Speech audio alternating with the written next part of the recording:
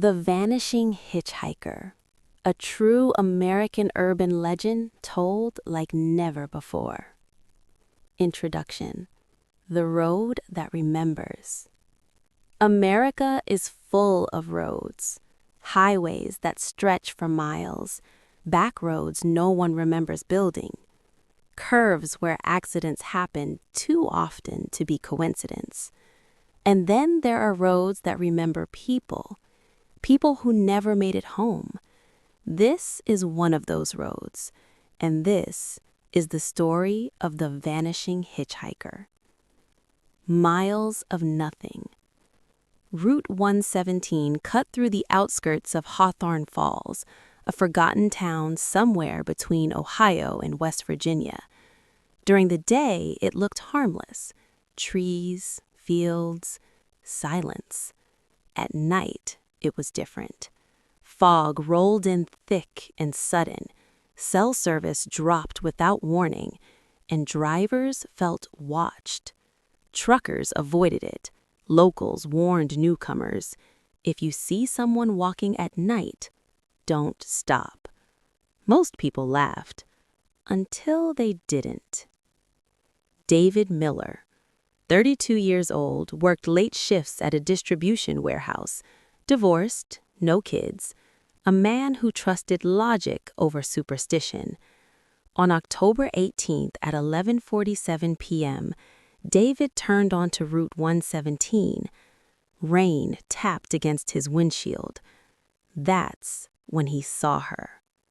The girl in white. She stood near mile marker 9, still. No umbrella, no phone, no visible car. A young girl, maybe 19, long dark hair, a pale white dress, soaked and clinging to her frame. Her thumb was raised. David slowed. His mind screamed, "Don't stop." But something about her face, not fear, not panic, sadness. He pulled over. "Can you take me home?" She opened the door silently and slid into the back seat. Cold air filled the car. David glanced in the mirror.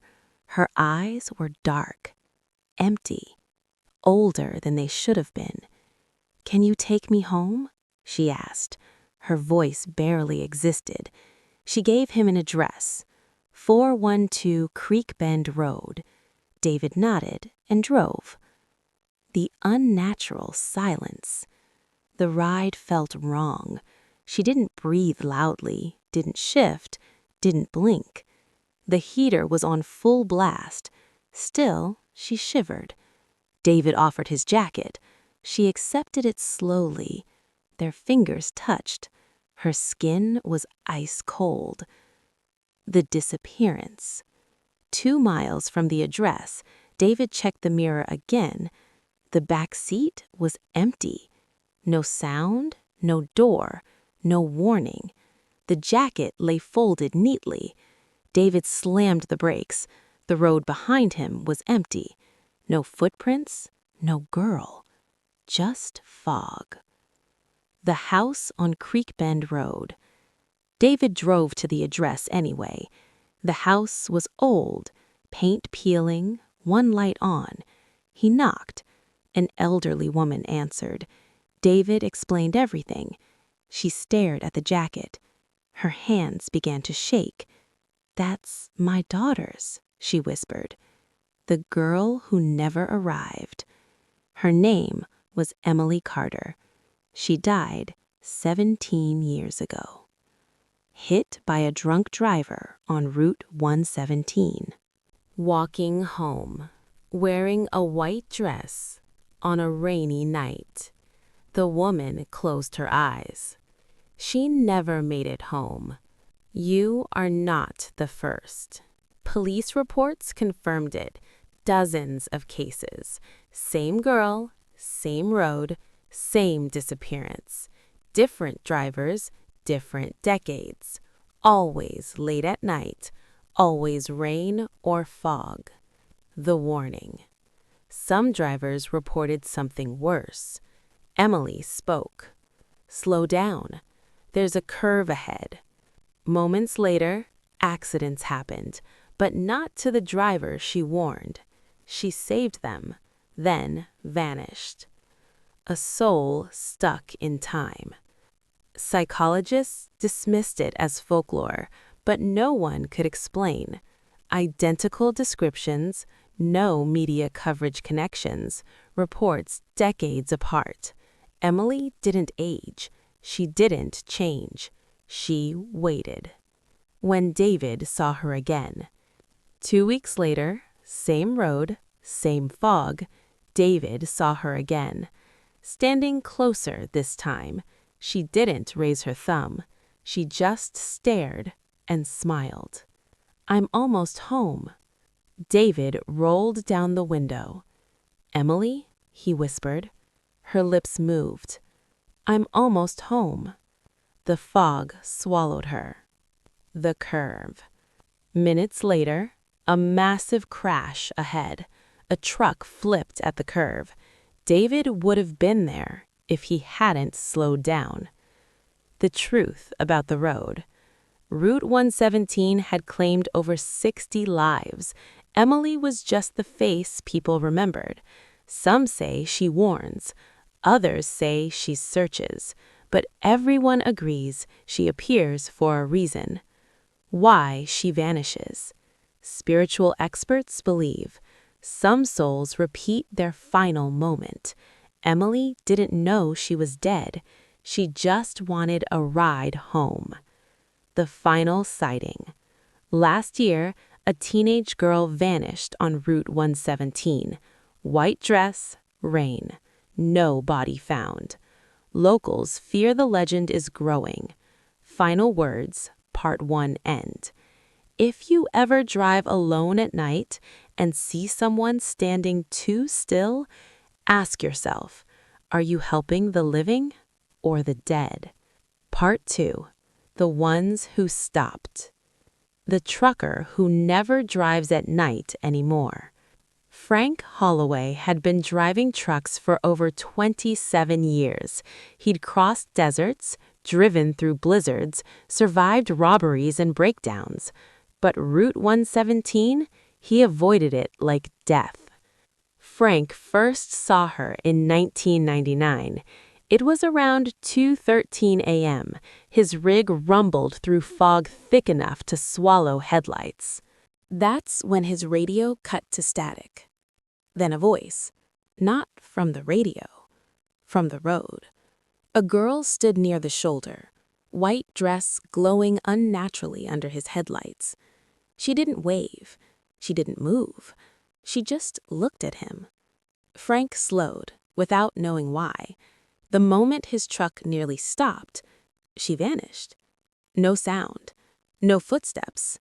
Just empty road. That night, 5 miles ahead, Frank came upon a fatal pileup. 8 cars destroyed. If he hadn't slowed down, I'd have been part of it, Frank later told police. He quit night driving a year later. Police report 0417-B, redacted. Hawthorne Falls Police Department had an unofficial file. It wasn't public. It wasn't discussed. But it existed. Inside were statements spanning over 50 years. Different handwriting, different decades. Same description. Female, white dress, appears late night, disappears before destination. One officer wrote in the margins, "If this is a hoax, it's the longest one in state history." Another wrote, "I believe the witnesses. I just don't understand what they're seeing." The woman who touched her hand. Linda Perez, age 41, schoolteacher. She stopped for the girl in 2007. She was driving home from visiting her sister. Rain, fog, Route 117.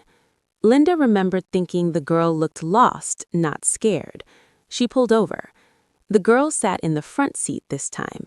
They spoke. Her name was Emily. Her voice was soft, polite, almost distant. Linda reached out to comfort her. Their hands touched. "It felt like holding snow," Linda said. Minutes later, Linda blinked, and Emily was gone. seatbelts still buckled. Linda screamed. The house that never changes. Linda drove to 412 Creek Bend Road. Same house, same porch light, same elderly woman. She didn't look surprised. She just whispered, "Did she take the front seat this time?" That question broke Linda. The woman, Margaret Carter, invited her in.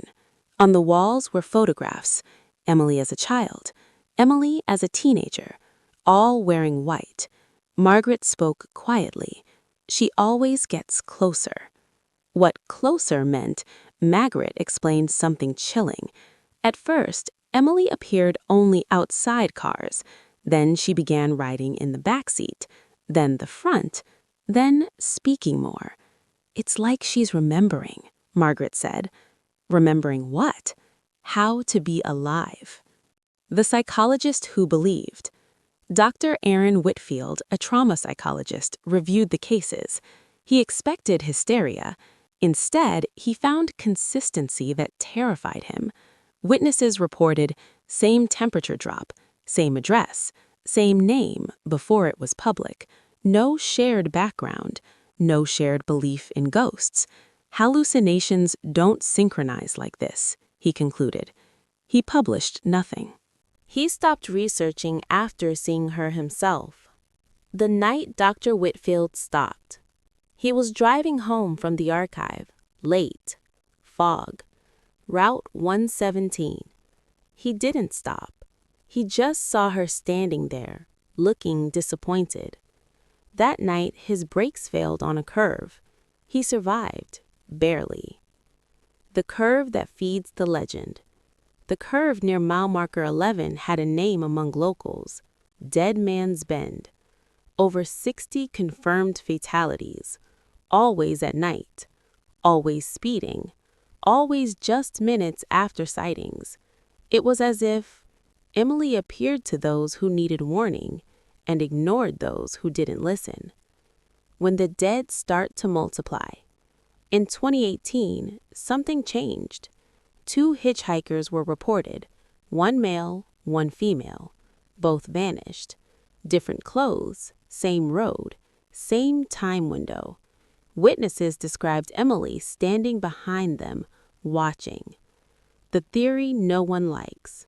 Some believe Emily is no longer alone, that Route 117 doesn't create ghosts, it collects them. Souls trapped in final moments, repeating, waiting, growing.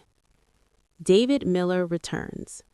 David couldn't sleep, couldn't forget her smile, so he returned to Route 117, parked his car, waited. At 11:47 p.m., the fog rolled in.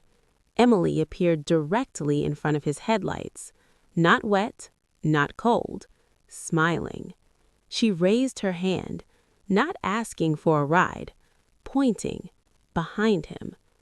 The mirror. David looked in his rearview mirror.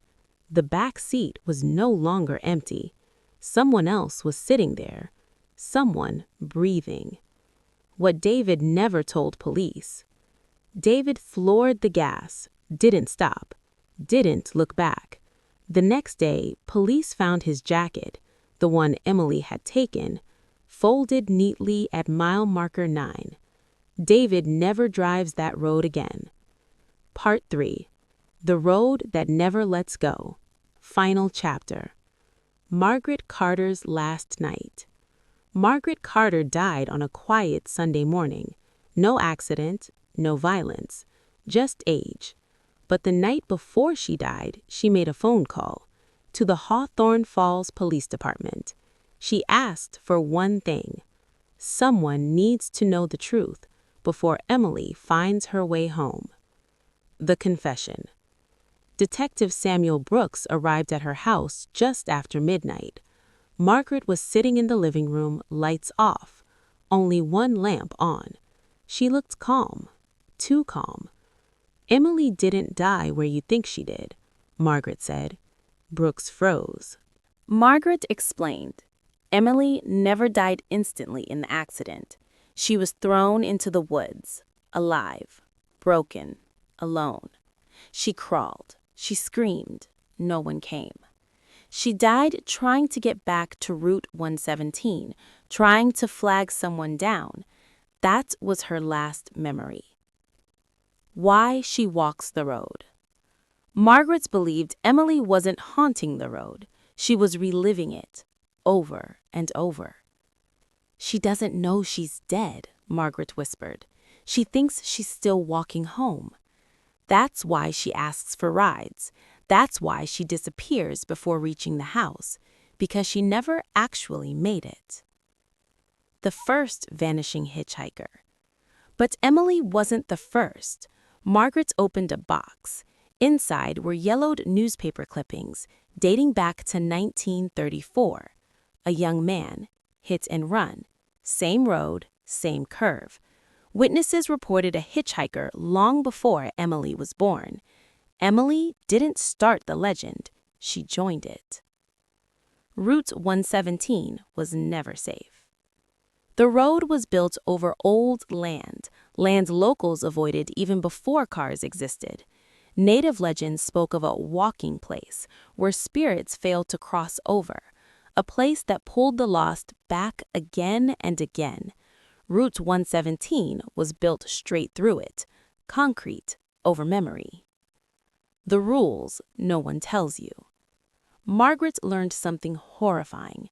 There were rules. If you stop, they ride. If they ride, they remember more. If they remember enough, they don't leave the car. That's when the living disappear. The second hitchhiker. Police records showed a new pattern. Drivers reported 2 passengers, one familiar, one not.